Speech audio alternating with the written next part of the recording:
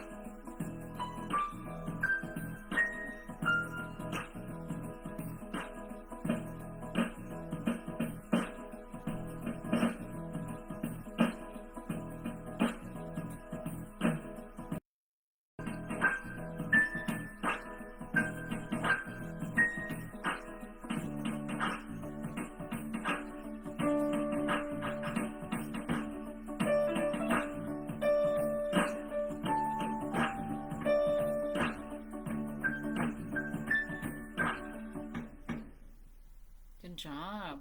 Next one. Praise Yah. Okay, we're gonna go ahead and start with some YouTube music now. Was that good? Shalom, everybody. Shabbat Shalom.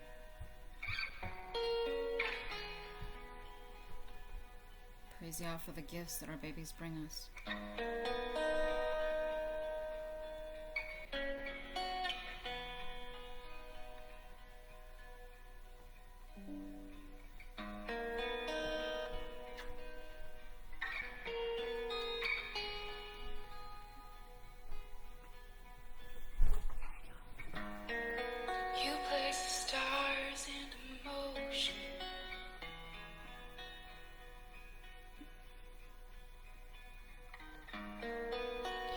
To the light, it came into place.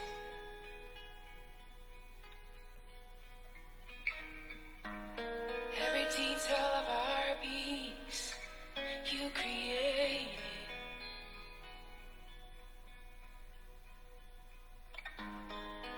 Like a good father, you will take care. Oh. You hold my being.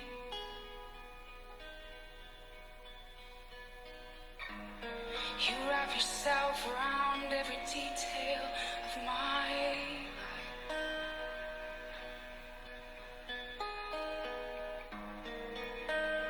You placed everything in motion.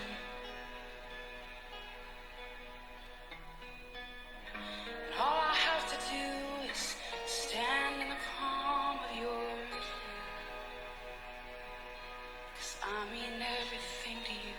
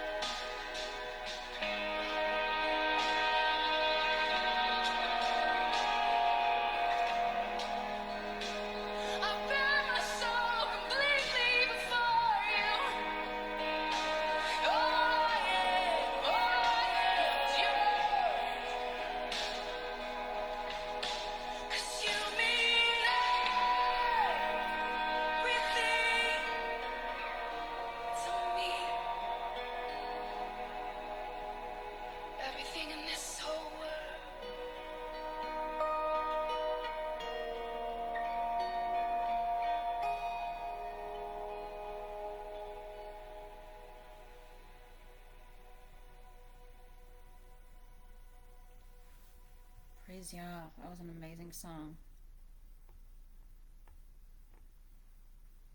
Let me show you how we do stuff around here. Actually, my department uses Yeah, that's Facebook or YouTube for you. Let them clear that out. Go and continue the next song.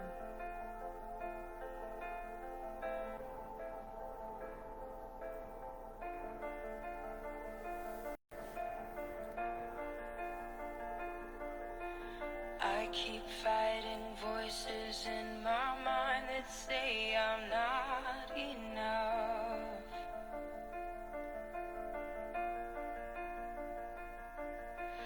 Every single lie that tells me I will never measure up.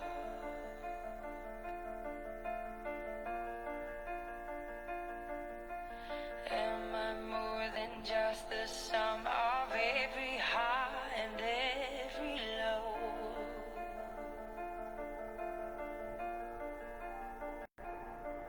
Remind me once again just who I am, because I need to know. Ooh, you say I'm loved when I can't feel a thing. You say I am strong when I think I am weak. And you say I am held when I am falling short. And when I don't belong, oh, you say I am yours. And I believe, oh, I believe what you say of me. I believe the only thing that matters now is everything you think of me.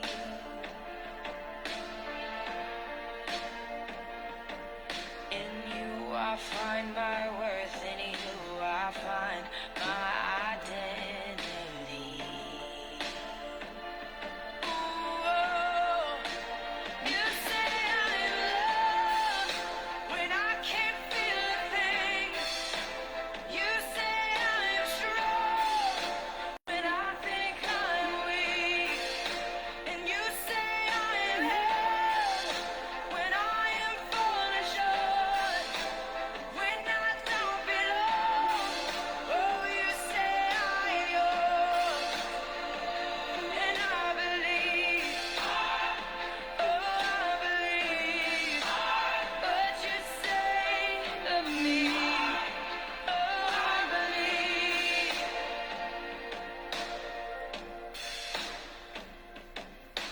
Taking all I have and now I'm laying it at your feet.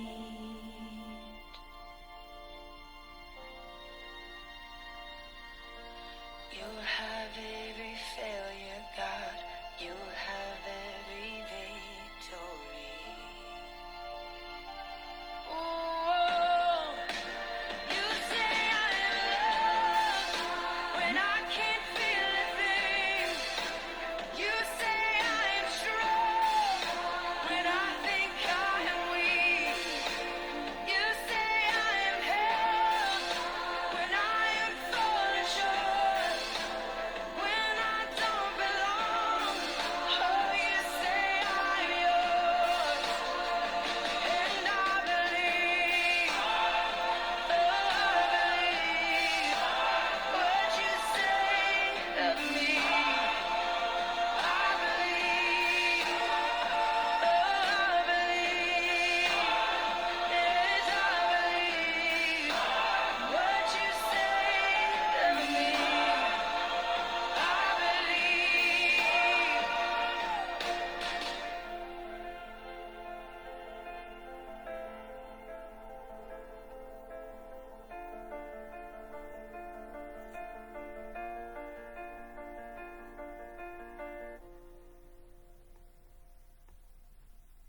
Praise Yah. What an amazing song. There's so many times we think that we're falling short of Yah's love, and He just reminds us that He still loves us. You know, no matter what we do, no matter what we say, He still loves us. Doesn't mean there's not going to be a consequence to the things that we do. But nonetheless, He loves us. He loves us in punishment. He loves us in piercing. He loves us in crushing. He loves us in bruising. He loves us. Alright, let's go to the next song.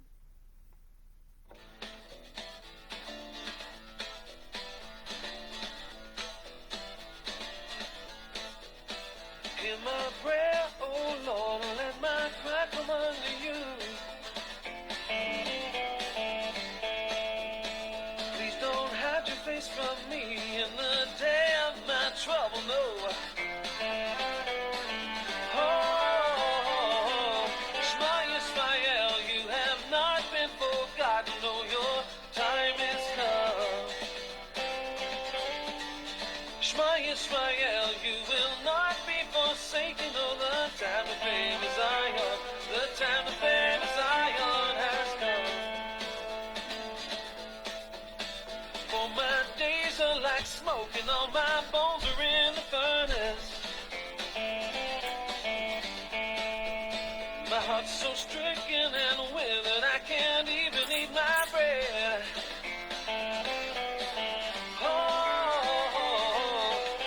Israel, you have not been forgotten, no, your time is come. Shema Israel, you will not be forsaken, oh, the time to favor Zion, the time to favor Zion has come.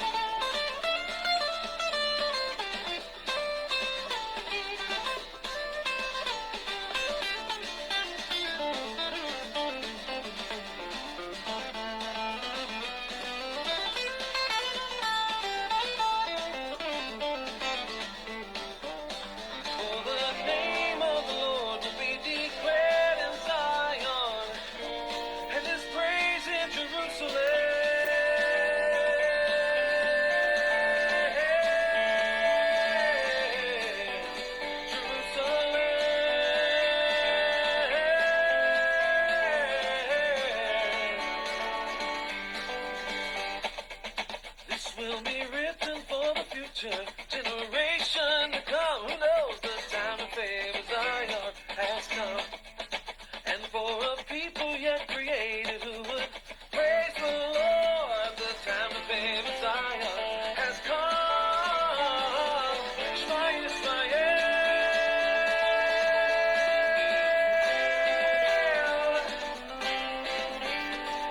Shema Yisrael.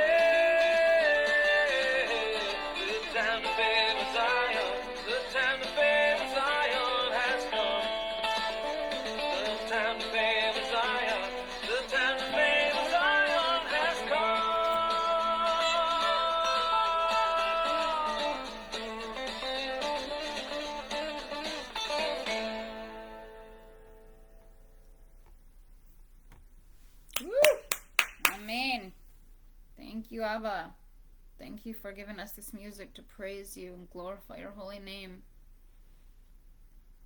Father, we just ask you, as we come together in this time to dine with you on your Shabbat, Father, that you would just fill us with your spirit, fill us with your words, fill us with your truth, fill us with your anointing, that we may understand what it is that you're wanting us to understand.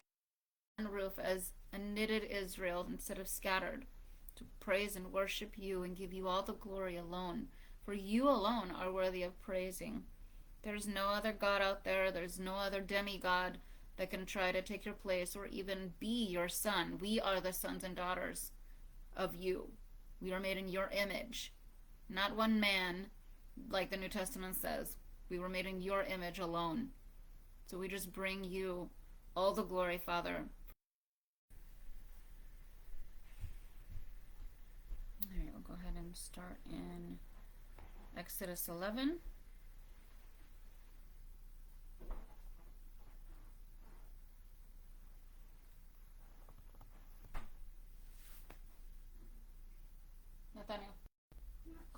sit down.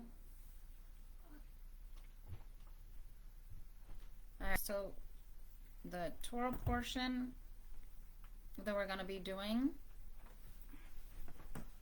is called Yitro, means Jethro.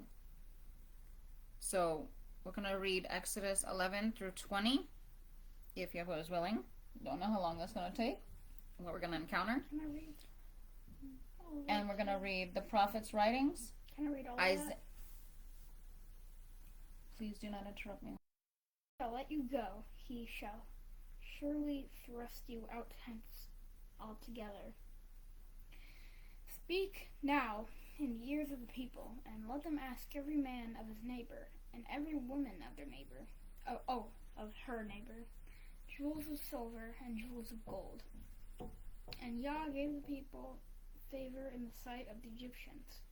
Moreover, the man Moses was very great in the land of Egypt, in the sight even unto the firstborn of the maidservant that is behind the mill, and all the firstborn of cattle. And there shall be a great cry throughout all the land of Egypt, such as there hath been none like it, nor shall be like it any more.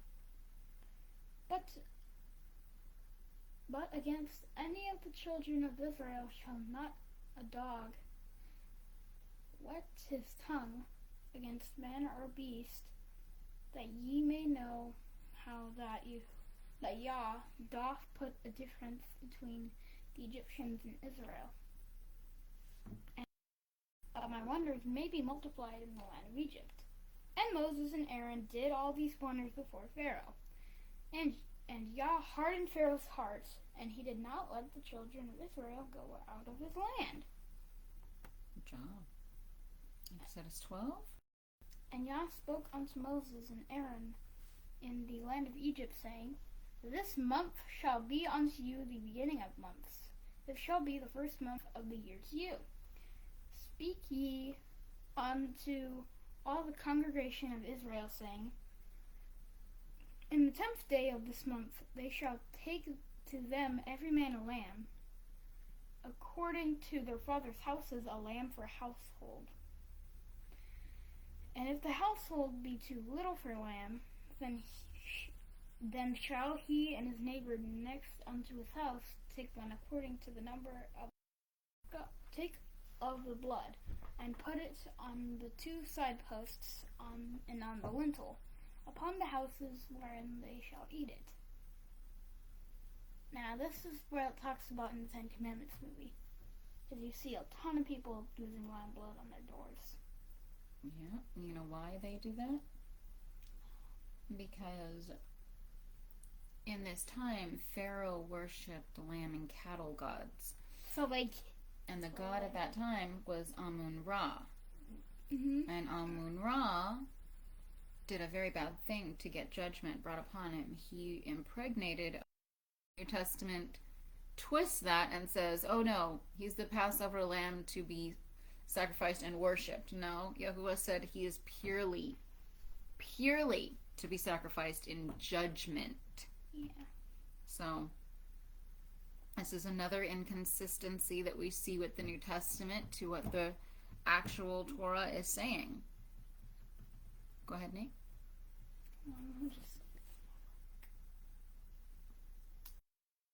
But I recommend making Passover pancakes. I haven't tried them, but Great. I've heard they're very good. Okay. Alright. And they shall eat their flesh in that night, roast of fire and unleavened bread. With bitter herbs they shall eat it. Eat not of it raw, nor sodden at all with water, but roast with fire, its head and legs, and with the inwards thereof.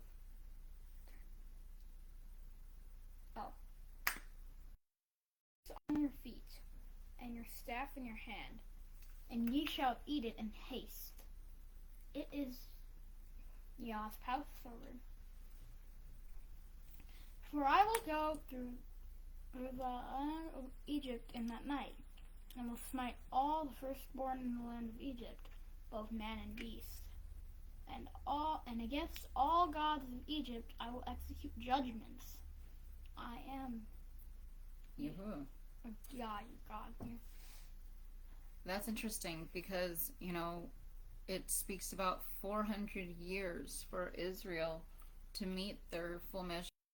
Listening to Yahuwah, going to die. I mean, are people going to wake up? Destroyed is my answer. Yeah, they're going to wake up and see their children dead, and it's going to be too late. There's no time for repentance. There's no time for anything because the judgment is coming, and grace and mercy is what we have now. And that's what's important, is what you do at the time that you're given now. Because Yahuwah is merciful, but he's not going to be merciful until after judgment. Or third round, I don't know. We've been how many streams? So those who Yahuwah has chosen will not be stricken with this plague. But everybody in the land will be. Everyone who is not in obedience with Yahuwah alone. He's a jealous God, and these are things that we have to remember. And that a lot of people are just overlooking. What is a jealous God? Does a jealous God want anything that, is of him? No, he doesn't. Verse 13. And the blood shall be to you for a token upon the houses where ye are. And when I see the blood, I will pass over you, and there shall no plague be upon you to destroy you when I smite the land of Egypt. And this day shall be unto you for a memorial.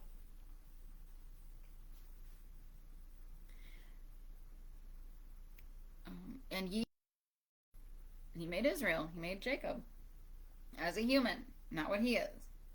We're told that Moses didn't see an image. I mean, he saw Yahuwah's backside.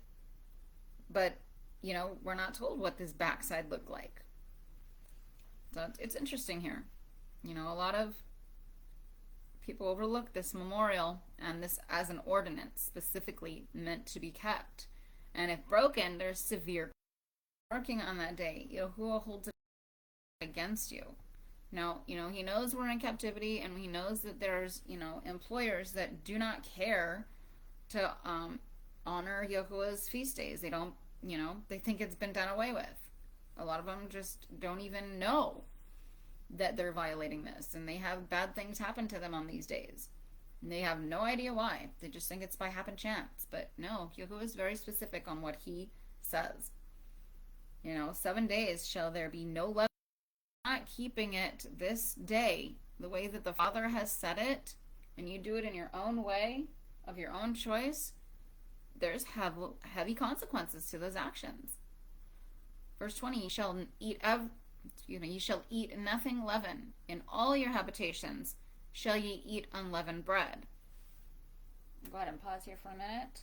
We have a brother that joined us on the space. Welcome, brother. Go ahead and throw your mic if you want to speak. Just let me know. We'll go ahead and continue reading. 7 days. Oh, we read that. So it's very specific. This is not just Israel. This is literally every single person.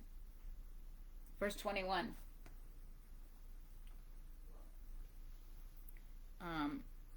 Then Moses called for all the elders of Israel and said unto them, draw out and take you lambs according to your families, and kill the Passover lamb.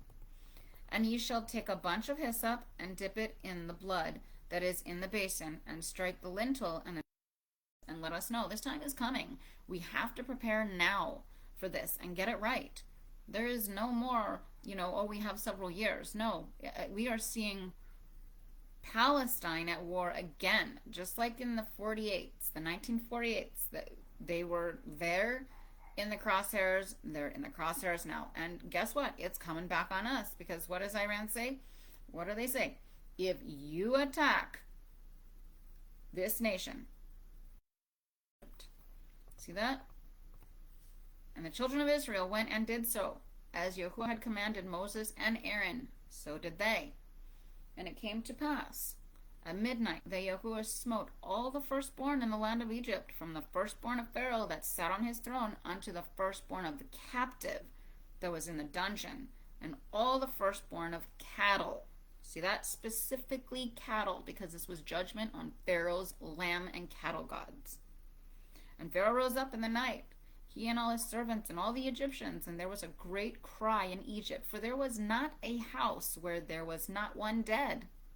And he called for Moses, and being bound up in their clouds upon their shoulders, and the children of Israel did according to the word of Moses. And they asked of the Egyptians jewels of silver and jewels of gold and raiment. And Yahuwah gave the people favor in the sight of the Egyptians, so that they let them have what they asked. And they despoiled the Egyptians. The children of Israel journeyed from Ramesses to Succoth, about 600,000 men on foot, besides children. Isn't that interesting?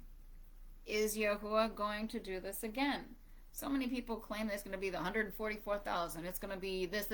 There is no specific number of people except for right here. 600,000 men on foot. So is that 600,000 of scattered Israel that's going to be alive? Out of how many people we have in this universe, right? Well, we're like 8 billion or something like that? I don't know. I don't know the numbers now. Those are the ones who are leading the nations. And the sheep are following right in pursuit to follow everything they say, everything they do, every book they prepare for you, every God they give you to worship, every doctrine they give you to follow. You know, Yahuwah is very clear. Anything that's not his doctrine is a doctrine of demons. Let's be clear. Now, the time that the children of Israel dwelt in Egypt was 430 years. Remember that. And it came to pass at the end. This is a sacrifice. This is, you're not killing yourself, but you're sacrificing your flesh, man. Because why? You're dedicating yourself to Yahuwah.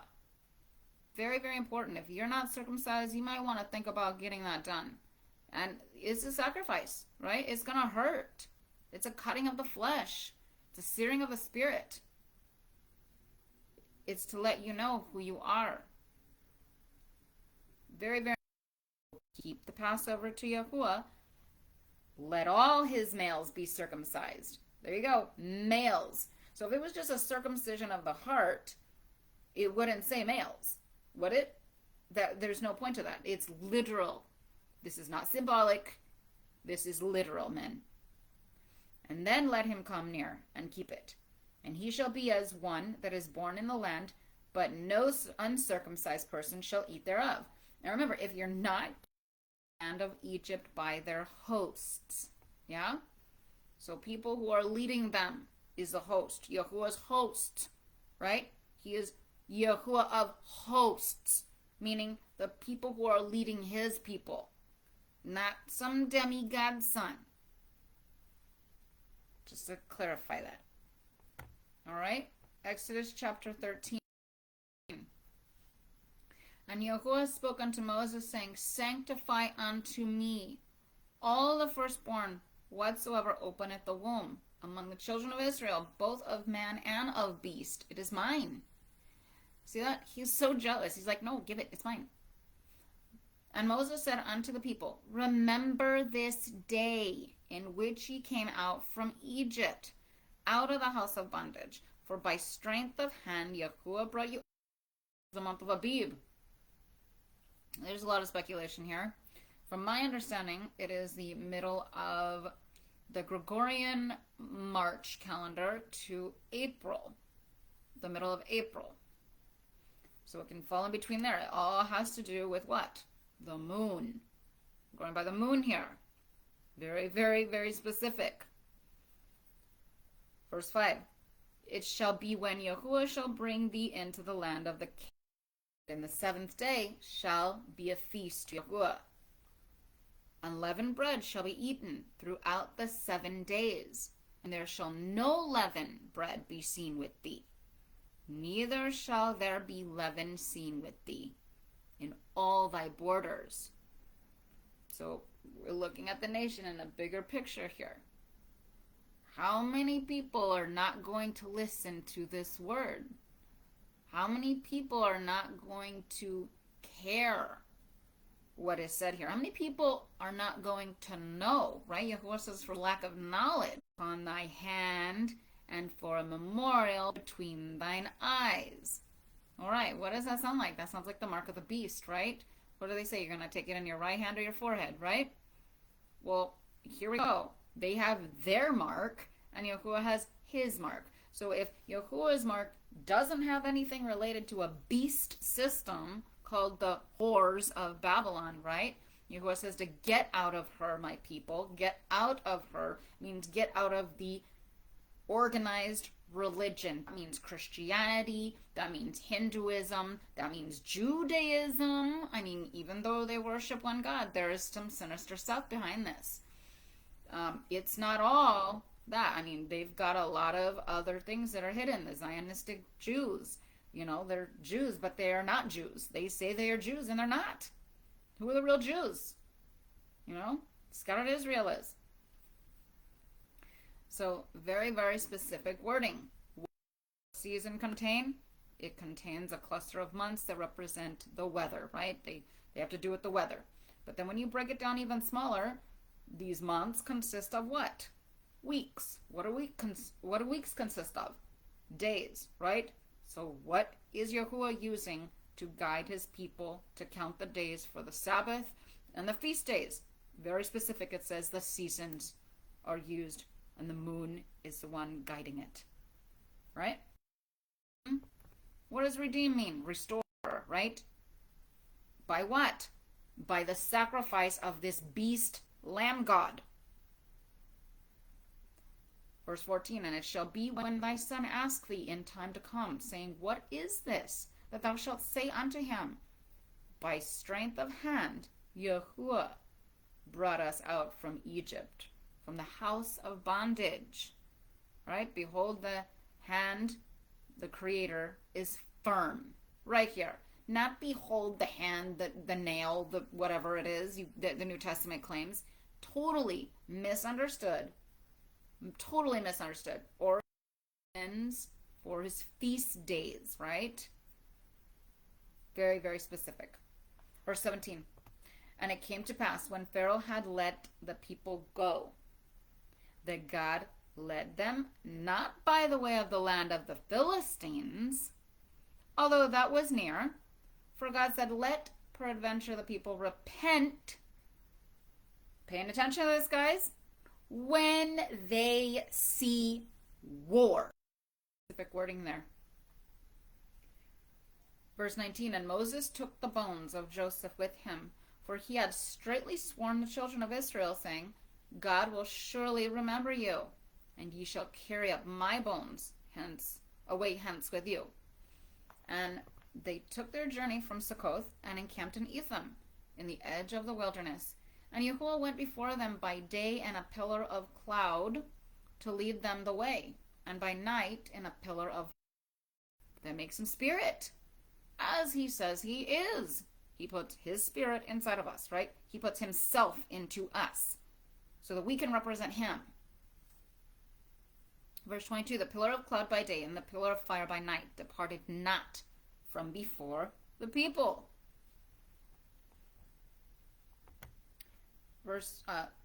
Exodus chapter 14.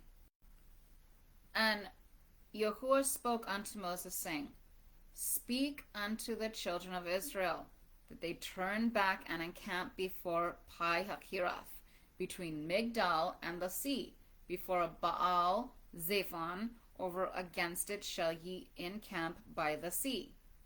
We're giving a roadmap right here of where to go as soon as Yahuwah blows the trumpet and says, okay, destruction's happening. Go ahead and rise up, scattered of Pharaoh and of his servants were turned towards the people, and they said, what is this we have done, that we have let Israel go from serving us? See that? Pharaoh's going to get mad. Biden, whoever's in power in your nation, right? Because Israel is scattered. So if Israel is scattered, so is Egypt. So wherever you're living, there is scattered Israel, and there's also Egypt, right? But Yahuwah joins them all together as one. Verse 8, and Yahuwah hardened the heart of Pharaoh, king of Egypt, and he pursued after the children of Israel. For the children of Israel went out with a high hand. Not a high nail.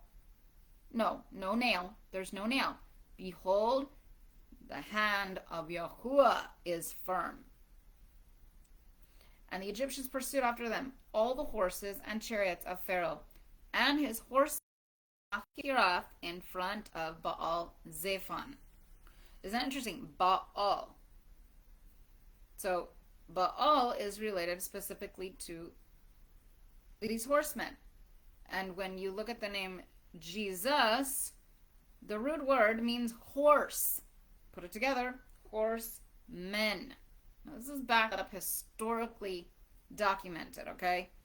And Brother Keith Z, bless your spirit for finding this. And Peter, wow, y'all are phenomenal brothers, and I just have to give my shout out to you because you unpacked so much. Like when I was talking, you literally went and dug into what I was saying, and you found for yourself the deception. Nobody else found it for you. You did it yourself, because that's what it takes. It takes us to go and look and see the deception. So praise Yah for no graves in Egypt hast thou taken us away to die in the wilderness. Wherefore hast thou dealt thus with us, to bring us forth out of Egypt? Is not this the word that we spoke unto thee in Egypt, saying, let us alone, that we may serve the Egyptians? For it were better for us to serve the Egyptians than we should die in the wilderness. You realize that there's going to be more people that do that. So there's the 600,000 that are rising up, right, that we're told here in the book of Exodus. The earth. He gave this earth to us. So he's going to destroy evil that's upon it. Okay? Verse 14. Yahuwah will fight for you, and ye shall hold your peace. And Yahuwah said unto Moses, wherefore criest thou unto me? Speak unto the children of Israel that they go forward. And lift thou up thy rod, and stretch out thy hand over the sea, and divide it. And the children of Israel shall go into the midst of the sea on dry ground. And I, behold, I will harden the hearts of the Egyptians, and they shall go in after them. And I will get me honor upon Pharaoh, and upon all his host, upon his chariots, and upon his horsemen. Okay, here it is. Horsemen. So upon his chariots, horsemen. And the angel of God, who went before the camp of Israel, removed and went behind them. And the pillar of cloud removed from before them, and stood behind them. And it came between the camp of Egypt and the camp of Israel, and there was the cloud and darkness here. Yet gave it light by night there, and the one came not near the other all the night. Meaning nobody came near the camp, because Yahuwah was guiding it with his light. Moses stretched out his hand over the sea, and Yahuwah caused the sea to go back by a strong east wind all the night, and made the sea dry land, and the waters were divided. And the children of Israel went into the midst of the sea upon the dry ground, and the waters were a wall unto them on their right hand and on their left, and made them to drive heavily, so that the Egyptians said, let us flee from the face of Israel, for Yahuwah fighteth for them against the Egyptians. And Yahuwah said unto Moses, stretch out thy hand over the sea, that the waters may come back upon the Egyptians, upon their chariots, and upon their horsemen. And Moses stretched forth his hand over the sea, and the sea returned to its strength when the morning appeared, and they believed in Yahuwah and in his servant Moses. Chapter 15. Then sang Moses and the children of Israel this song unto Yahuwah, and spoke, saying, I will sing unto Yahuwah, for he is highly exalted. The horse and his rider hath he thrown into the sea. Yahuwah is my strength and song. And people are like, oh, see, he's a man. Okay, a man in what? A man. not flesh. He doesn't say, I'm a fleshy man. Does man mean that it's flesh? No, it doesn't. Man means specifically by his reproductive organs, as Genesis 1:27 specifically says, male and female. And how do you tell the difference between them? It's quite obvious. Not just their genitalia, but Yahuwah glorious in power. Thy right hand, O Yahuwah, dasheth in pieces the enemy. See that? There it is again. Not behold the hand, behold the nail. Behold, the hand of the Creator is firm. His right hand. Even King David says this. Verse 7. And in the greatness of thine excellency thou overthrowest them that rise up against thee. Thou sendest forth thy wrath, it consumeth them as stubble. And with the blast of thy nostrils the waters were piled up. The floods stood upright as... He's literally telling you, I alone, don't question me. I'm telling you right now, who do you say? Because depending on who you say he is, depends on your salvation, really. You want to claim another demigod, he's going to strike you dead because he never said that. He said himself alone. Verse 12, thou stretchest out thy right hand, the earth swallowed them. To sway from being in a peaceful moment. Right? Verse 15, then were the chiefs of Edom affrighted, the mighty men of Moab. Trembling taketh hold upon them. All the inhabitants of Canaan are melted away. See? Melted away. What is Yahweh going to do? He's going to burn the world. How's he going to do that? I have no idea. But he's going to keep scattered Israel safe by his right hand. Terror and dread falleth upon them by the greatness of thine arm. Verse 17, thou bringest them in, and plantest them in the mountain of thine inheritance, the place. Oh, hang on a second. Don't know what's going on here. My phone is.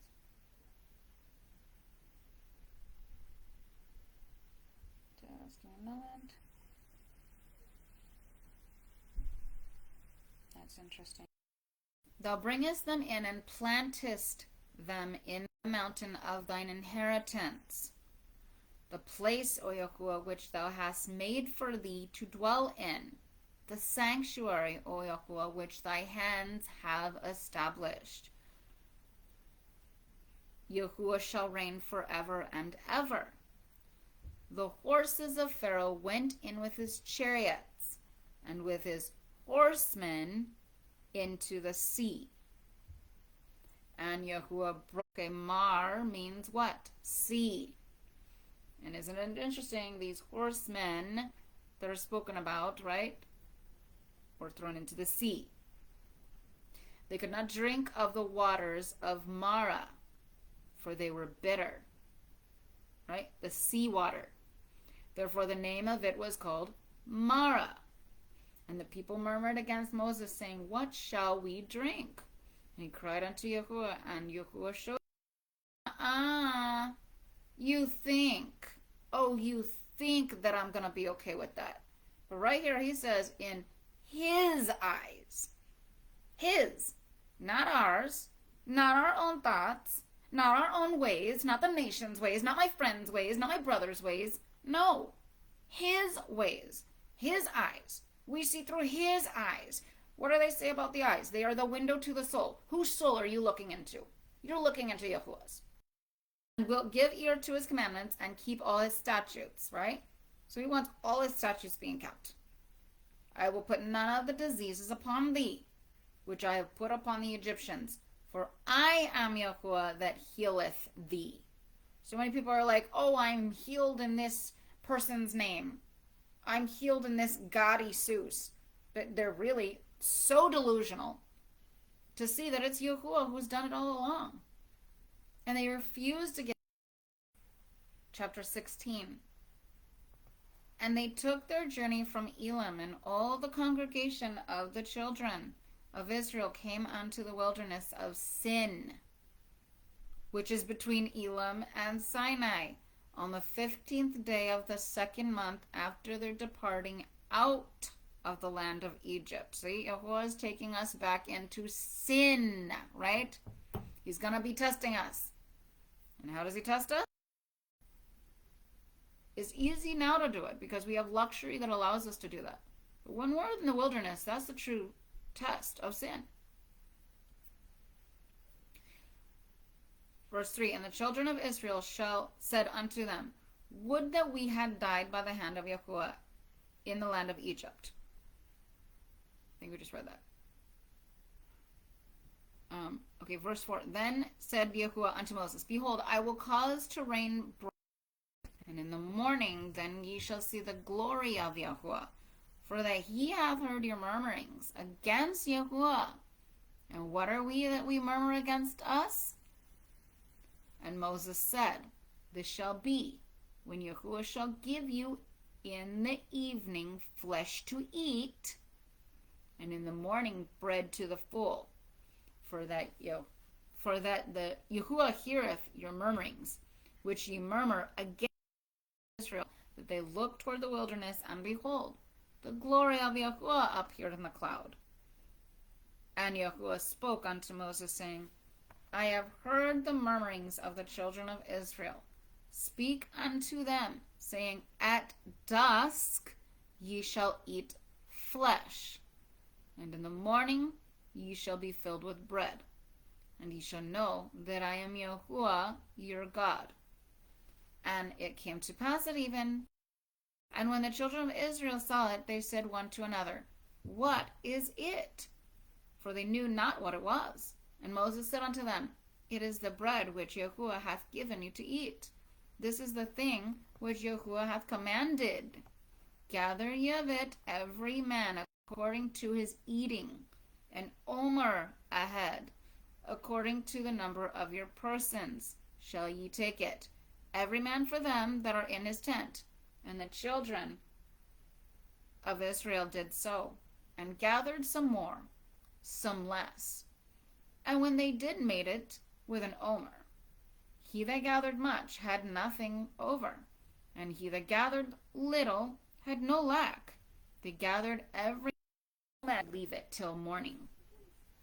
Notwithstanding, they hearkened not unto Moses, but some of them left of it until the morning, and it bred worms, and rotted. And Moses was wroth with them. And they gathered it morning by morning, every man according to his eating, and as the sun waxed hot, it melted. And it came to pass that on the 6th day they gathered twice as much bread, 2 omers for each one, and all Yahuwah hath spoken. Tomorrow is a solemn rest, and a holy Sabbath unto Yahuwah. Bake that which ye will bake, and seeth that which ye will seeth, and all that remaineth over lay up for you to be kept unto the morning.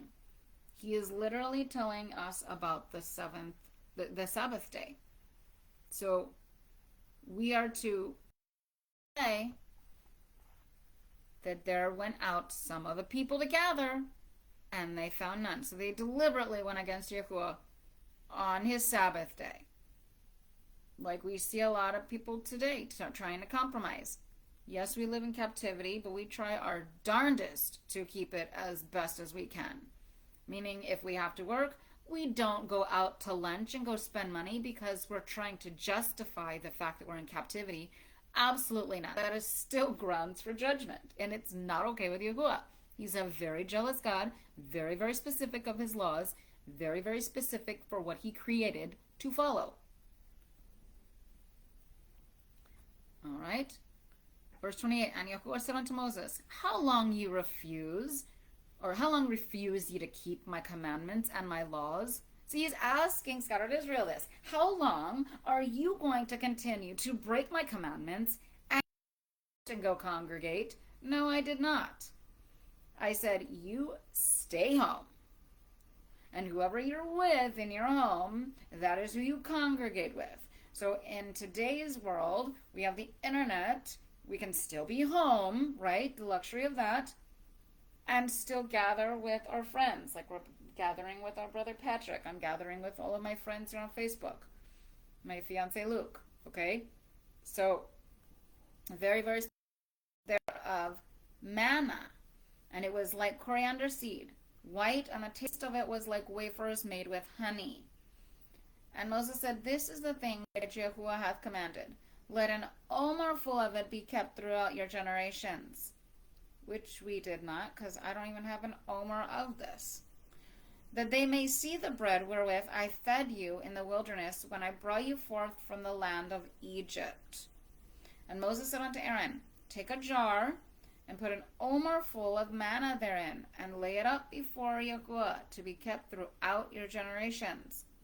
As Yahuwah commanded Moses, so all of these GMOs and all of the meats that are being tainted, right? We're talking about synthetic meats that are being made, and a lot of the chicken that you see like in restaurants, they're not chicken. Those are what I've been shown through research that I've done is China. You go to these Chinese food places and they're giving you chicken on a stick, but they're not telling you that that's not chicken. It's like mice or rats. They're just cutting off the tails and the heads to make it look like chili. Hey, don't give us the meat that you guys are indulging in. Give me only vegetables, and let's see who outlasts who. Very, very clear. All right. So we'll go ahead and continue here. As Yahuwah commanded Moses, so Aaron laid it up before the testimony to be kept. And the children of Israel, we read that. Verse 36, now an omer of the 10th part of an ephah, which I'm still learning what that is. See, I don't know everything, and I don't claim I do. All right, chapter 17. And all the congregation of the children of Israel journeyed from the wilderness of Sin by their stages according to the commandment of Yahuwah, and encamped in Rephidim. And there was no water for the people to drink. Wherefore the people strove with Moses. But you don't want to argue with Yahuwah? Try Yahuwah, right? And the people thirsted there for water. And the people murmured against Moses and said, wherefore hast thou brought us up out of Egypt, to kill us and our children and our cattle with thirst? And Moses cried unto Yahuwah, saying, what shall I do unto this people? They are almost ready to stone me. And Yahuwah said unto Moses, pass on before the people, and take with thee of the elders. Then came Amalek, and fought with Israel in Rephidim. And Moses said unto Joshua, choose us out men, and go out, fight with Amalek.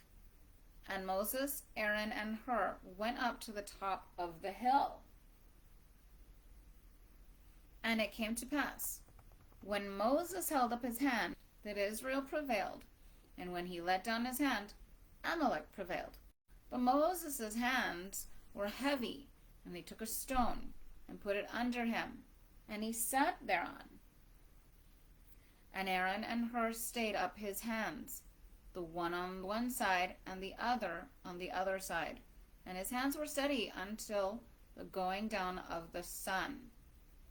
And Joshua discomfited Amalek and his people with the edge of the sword. And Yahuwah said unto Moses, write. All right, chapter 18. Now Jethro, right? Remember, the title of our Torah portion is called Yitro, means Jethro, the priest of Midian, right? Remember that. He was a priest. Moses' father-in-law heard of all that God had done for Moses and for Israel, his people. How that Yahuwah had brought Israel out of Egypt.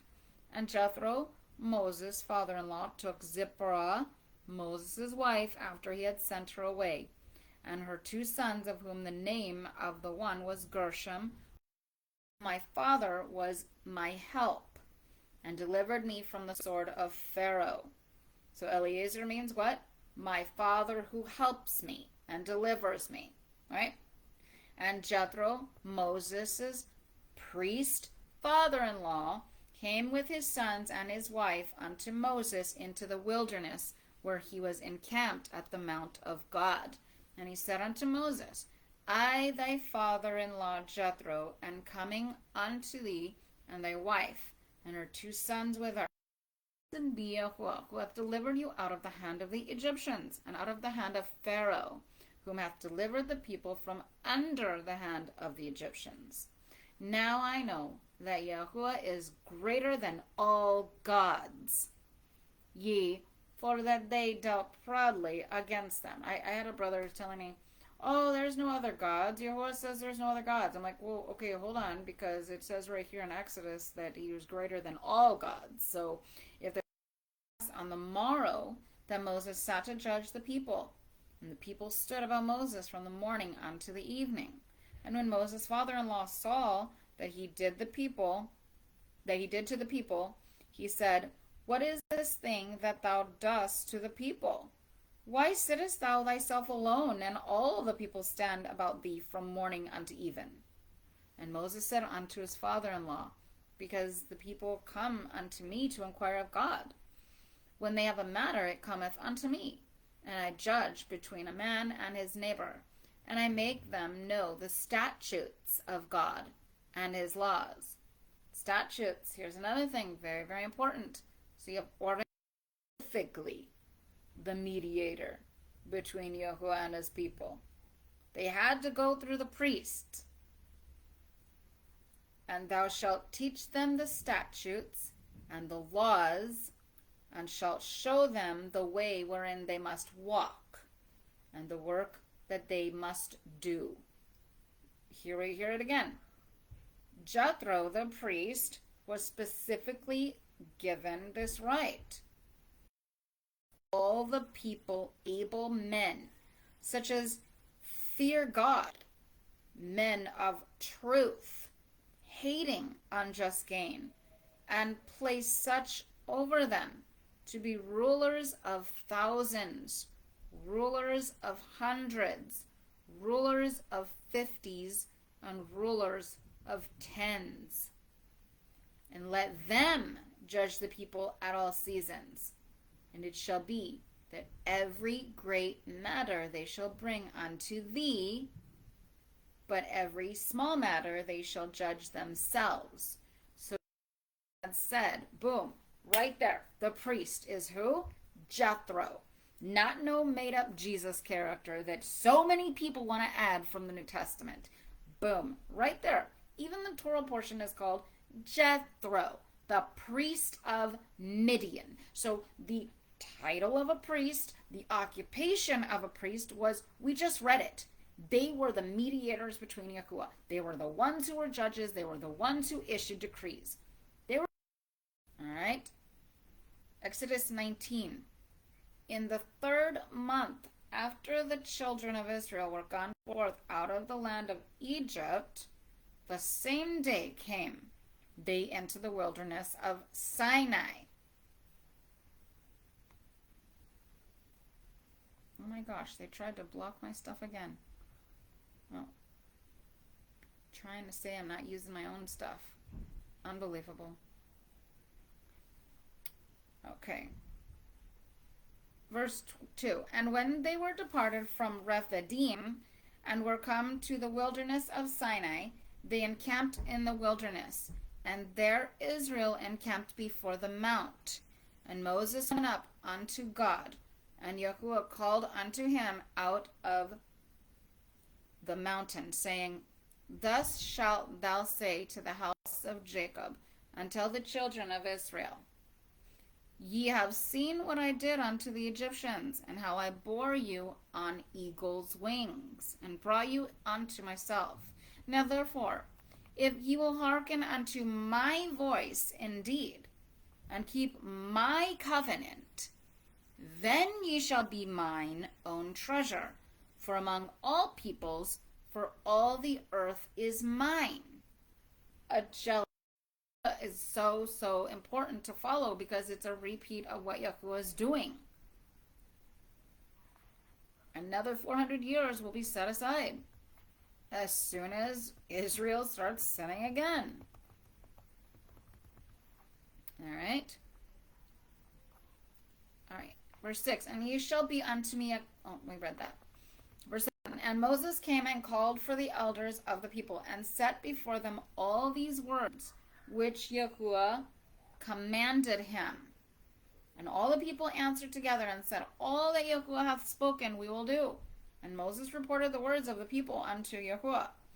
And Yahuwah said unto Moses, lo, I come unto thee in a thick cloud, that the people may hear when I speak with thee, and may also believe thee forever. And Moses told the words of the people unto Yahuwah.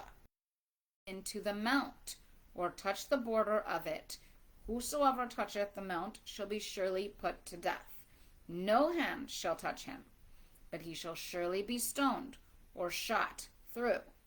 Whether it be beast or man, it shall not live. When the ram's horn soundeth long, they shall come up to the mount. The ram's horn is the shofar. The shofar has the power to destroy all evil, literally becoming live entities. I mean, what, Elon Musk, what is he doing? You know, everybody's like, oh, he just created the neural chip. No, he didn't. This was created like in 2013. There's articles on Newsweek that talk about this. You're just finding out about it because, well, they only want you to know now. But if you were digging and researching it all, you would see this has been going on for a very long time. They're going to roll this out quicker than you think. They say they're just now starting it. No, they're not. They've been doing this for years. It's called MK Ultra. Verse 16. And it came to pass on the... Wait, did we read that? Yeah, we did. That was the horn. Verse 17. And Moses brought forth the people out of the camp to meet God, and they stood at the nether part of the mount. Now, Mount Sinai was altogether on smoke, because Yahuwah descended upon it in fire, and the smoke thereof ascended as the smoke of a furnace, and the whole mount quaked greatly. And when the voice of the horn waxed louder and louder, Moses spoke, and God answered him by a voice. And Yahuwah came down upon Mount. People cannot come up to Mount Sinai, for thou didst charge us, saying, set bounds about the mount, and sanctify it. And Yahuwah said unto him, go get thee down, and thou shalt come up, thou, and Aaron with thee. But let not the priest and the people break through to come up unto Yahuwah, lest he break forth upon them. So Moses went down unto the people and told them. Chapter 20. And God spoke all these words, saying, I am Yahuwah thy God, who brought thee out of the land of Egypt, out of the house of bondage. Thou shalt have no other gods before me. Thou shalt not make unto thee a graven image. Now I'm going to stop here.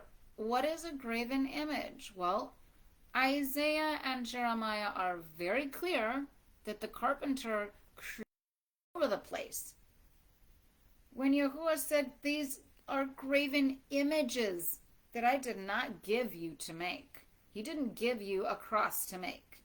And it's very clear. You look at the Egyptian hieroglyphics, you look at the Sumerian ones, they literally have their cross in their hands, but there's like a circle at the end. They call it the Ankh, right? Same thing. And it was to worship the god Talmud, fish, for Jesus, right? The fishermen, when Yahuwah says, don't do it, but I see it everywhere. You see crosses, even the symbol of the Star of David. You see people wearing this. This is an image that's graven. And Yahuwah says, don't do it. I'm a jealous God. Don't do it. But, seriously, who's listening? Verse 4, thou shalt not bow down unto them, nor serve them. Wouldn't do that. He would create a human to say is his child. And if you're not keeping the commandments, then he says you hate him. Point blank. And this is the third and the fourth generation. We see atheists all over the place. We see people who are of their own mindset, literally in their own eyes, in their own truth, following the doctrine of do as thou. Are you kidding me? No, he's not. Very clearly he says, no, I will destroy you. Verse 7. Remember the Sabbath day to keep it holy. What we are doing right now, we are keeping it holy. We are literally sitting down, talking about him, loving on him, praising him. That's what you do on the Sabbath day for a jealous God. You don't do it. You do any manner of work.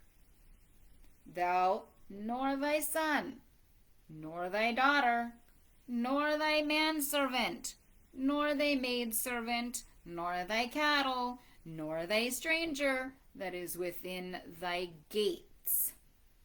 For in 6 days Yahuwah made heaven and earth, the sea and all that in them is, and rested on the 7th day.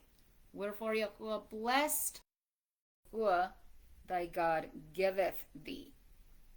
But see, the New Testament puts it in your head that you're supposed to rival against who? Your mother and your father, your children, your daughters. Yahuwah doesn't say that. No, no, no. He says, honor thy father and thy mother. So the daughter is not going to rise up against her mother. She's not going to rise up against their father. The father's not going to rise up against the child. No. The thunderings and the lightnings and the voice of the horn and the mountain smoking. And when the people saw it, they trembled and stood afar off. So the voice of the horn is Yahuwah's breath. And when you blow it, you are allowing Yahuwah's breath to clear the atmosphere of any negativity, any spiritual entities, anything. And you'd be surprised how powerful this works. I've had many people come against me. But when you get that horn out, boom, they got no power. No power.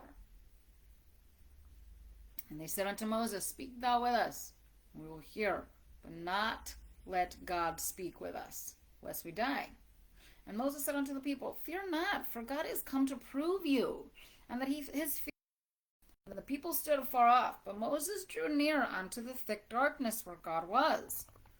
And Yahuwah said unto Moses, thus thou shalt say unto the children of Israel, ye yourselves have seen that I have talked with you from heaven.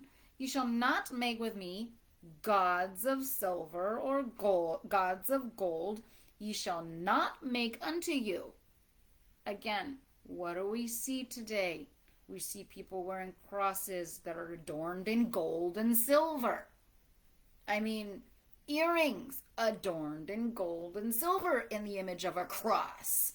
Or, you know. So this is what causes the profaning. They've already done it. Verse 22. And this is why judgment comes upon Israel, the nation, and they become a cup of trembling, because they are literally profaning Yahuwah left and right. Neither shalt thou go up by steps unto mine altar, that thy nakedness be not uncovered therein. All right, so we've gotten a whole lot of context here. A whole lot. And I don't know how much of my other stuff got cut off, but this one's okay. All right, so let's go ahead and move into the prophet's writings. Patrick, do you have any questions at all? Or we good? You just give me a thumbs up. Let me know if you want to say something or, you know. Okay, we're good, I guess. All right, I'll go ahead and carry on. So we're going to move into the book of Isaiah. And this is Isaiah chapter 6, through 9, because we want context. And let's find out what Yahuwah has to say here. So, all what we just read in Exodus, there is not one mention of a Jesus spoken about in any form of understanding when you read that in context. None. I heard none. There was no indication where there could have been one. But you see people cherry pick and try and fit a narrative to the New Testament to match this right here. But no, nothing. Isn't this interesting? And one called unto another and said, Holy, holy, holy is Yahuwah of hosts. The whole earth is full of his glory. Not the hosts. Yahuwah is this host. It is over all these hosts, right? Is Yahuwah, so it says, holy, holy, holy is Yahuwah of hosts. Right? Understand who the he is that's being spoken about here. Uzziah, King Uzziah. Stay in context. And the posts of, we read that. Then flew unto me one of the seraphim with a glowing stone in his hand, which he had taken with the tongs from off the altar. And he touched my mouth with it, and said, Lo, this hath touched thy lips, and thine iniquity is taken away, and thy sin fat, and make their ears heavy, and shut their eyes, lest they seeing with their eyes, and hearing with their ears, and understanding with their heart, return and be healed. Do you follow this? Yahuwah is deliberately telling Uzziah to go to the people of the land to reject him and close their ears and close their eyes so that they can't hear. Just look at all the civilizations that are destroyed. But there's always been a remnant that rose out of them.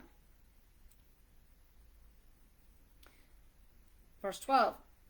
And Yahuwah have removed men far away, and the forsaken places be many in the midst of the land. And if there be yet a tenth in it, it shall again be eaten up as a terror, because they haven't gone into the land. Chapter 7. And it came to pass in the days of Ahaz, the son of Jotham, the son of Uzziah. Right? This is King Ahaz, son, King Uzziah's son, Ahaz, who is what? King of Judah. That Rezin, the king of Aram, and Pekah, the son of Remaliah, king of Israel. Remember, context, the two kings of Israel. Right? Because Aram hath counseled evil against thee, Ephraim also, and the son of Remaliah, saying, Let us go up against Judah, right? King of Judah, right? And vex it, and let us make a breach. Ephraim is Samaria, and the head of Samaria is Remaliah's son. If ye will not have faith, surely ye shall not be established. And Yahuwah spoke again unto King Ahaz, saying, Ask thee a sign of Yahuwah thy God. Ask it either in the depth or in the height above. But Ahaz said, I will not ask, neither will I try Yahuwah. And he said, Hear ye now, O house of David.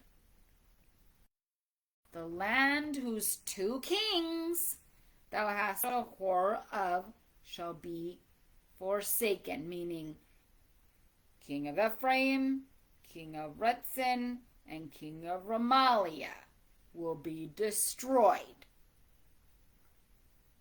by this child being born to King Ahaz, right? But it's Isaiah's children's names, even the king of Assyria.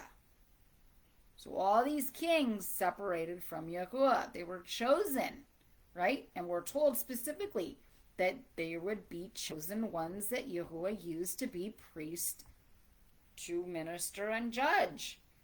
But these kings didn't listen. They wanted to rival. So they were destroyed. Verse 18, and it shall come to pass in that day that Yahuwah shall hiss for the fly that is in the uttermost part of the rivers of Egypt, and for the bee that is in the land of Assyria. And they shall come, and shall rest all of them in the rugged valleys, and in the holes of the rocks, and upon all thorns, and upon all brambles.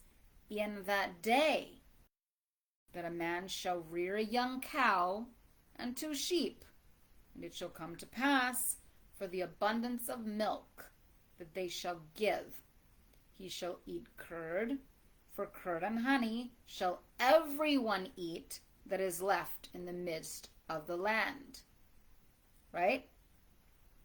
And it shall come to pass in that day that every place where there were 1,000 vines and 1,000...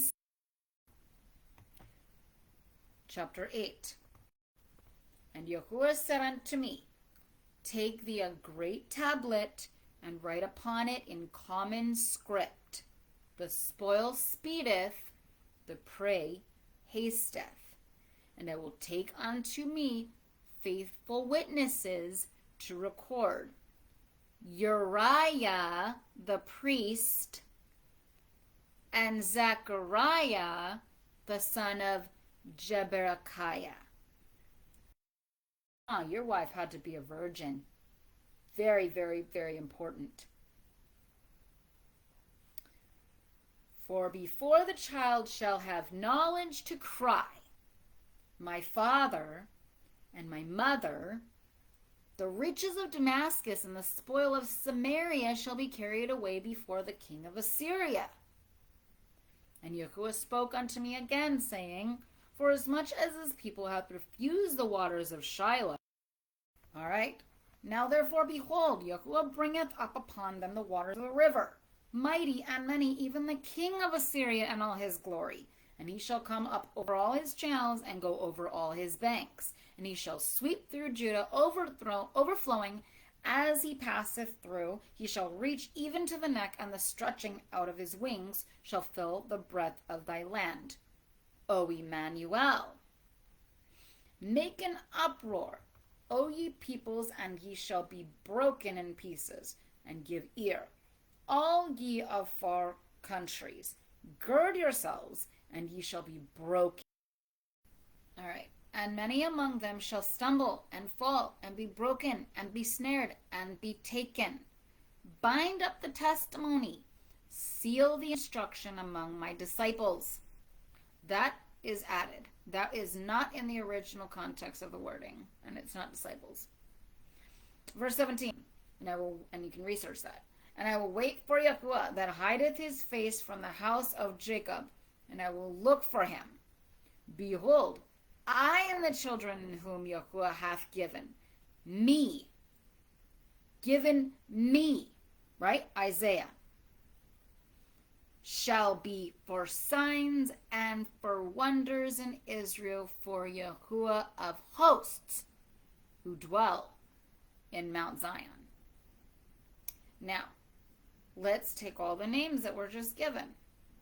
Right? In pieces. And the countries in pieces. Right? He's going to destroy. He's going to uproot. Then you have the third child. O Emmanuel. What? Emmanuel means what? Yahuwah is with them. Right? So we have 3 names right here. All right. Make an uproar, O ye peoples. All right, let's go down to where we were. We're in verse 19. And when they shall say unto you, and that mutter, should not a people seek unto their God, on behalf of the living unto the dead, for instruction and for testimony? You see that? Yahuwah says that his people are seeking upon the ghosts and the familiar spirits that are chirping amongst them. These demons were posing as gods for instruction and for testimony. Now the former hath lightly afflicted the land of Zebulun and the land of Naphtali, but the latter hath dealt a more grievous blow by the way of the sea, beyond the Jordan, in the distinct of the nations. And he's telling you right now, he's going to plunder everyone and put them in darkness. There's going to be a heaviness in the land. The people that walked in darkness have seen a great light. They that dwelt in the land of the shadow of death, upon them hath the light shined. Okay? This is exactly what we're seeing right now. If you're not walking in the, facing the darkness, and Yahuwah is not guiding you in the light, now before the destruction comes, you're going to fall. You're going to die. Because you've chosen the ways of the nations. And we've just read it. You've gone the way of the entities. The familiar spirits. The ghosts. Literally, it says. Seriously? I mean, Yahuwah's like, no, I didn't tell you to do that. And here it is. Verse 5. For a child is born unto us, a son is given unto us, and the government is upon his shoulder. And his name is called Pele Yoez El Gibor, Abiyad Sar Shalom. Might of God, right? For Yahuwah doth set upon high the adversaries of Rezin against him, and spur his enemies, the Arameans on the east, and the Philistines on the west.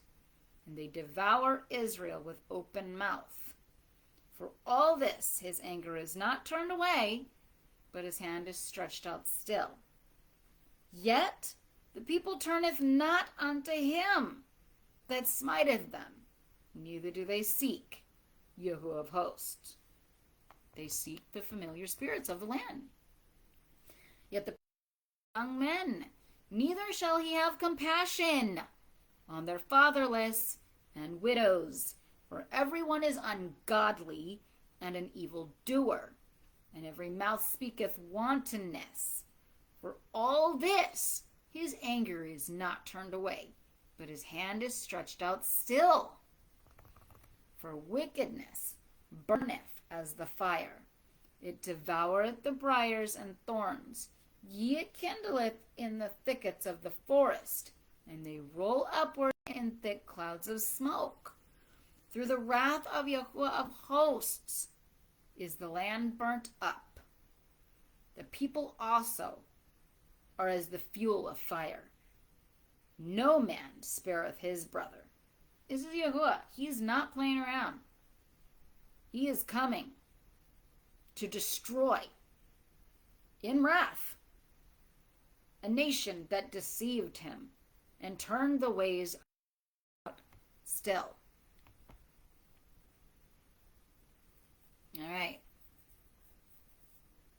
Very interesting wording here when you break it down. The might of God, when you translate it into a name, literally means Hezekiah.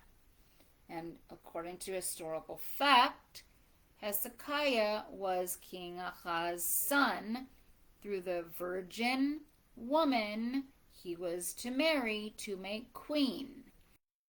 And he married the land. And when you look up and he married the land, it specifically means the name Beulah. 5 children to stand as signs to the remnant. Seriously, look it up. I'm not making this up. It's not an exaggeration. It's literally there in the context. This is why names are so important in the context, because they stand for the signs and the symbols.